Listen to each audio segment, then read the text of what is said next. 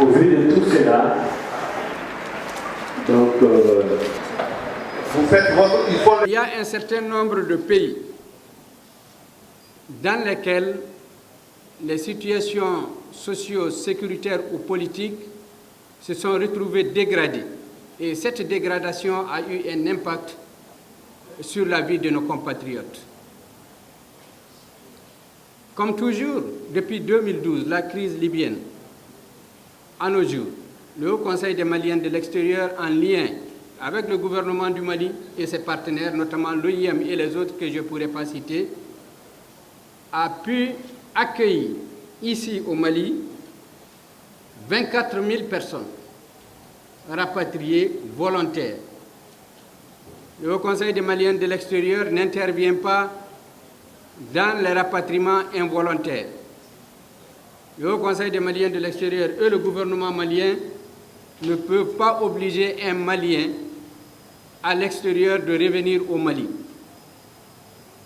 Mais lorsqu'il est en détresse, lorsqu'il exprime la volonté de revenir, le Haut Conseil des Maliens de l'extérieur étant structuré dans 67 pays, comme on l'a dit, et structuré à l'intérieur de chacun de ces pays, nous transmettons l'information des situations en temps réel au gouvernement, pas grâce à des on-dit, mais avec des hommes physiques sur le terrain, des hommes qui ont des liens réels avec les autorités des pays d'accueil respectifs, parce qu'avec ces autorités-là, nous leur accordons le respect qui leur est dû pour avoir accepté d'abriter nos compatriotes, d'accepter de vivre avec nos compatriotes.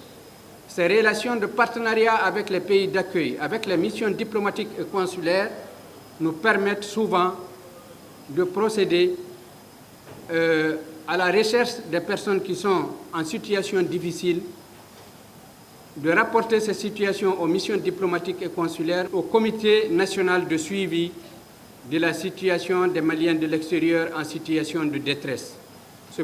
Dans le cas où le rapatriement s'impose avec la volonté de la personne, comme on l'a dit, on plaide auprès du gouvernement et de ses partenaires et souvent, ce sont des vols charters ou bien des vols commerciaux qui ramènent nos compatriotes. C'est ainsi que dans cette période, à considérer entre 2013 et nos jours, nous avons assisté au rapatriement de 24 000 compatriotes.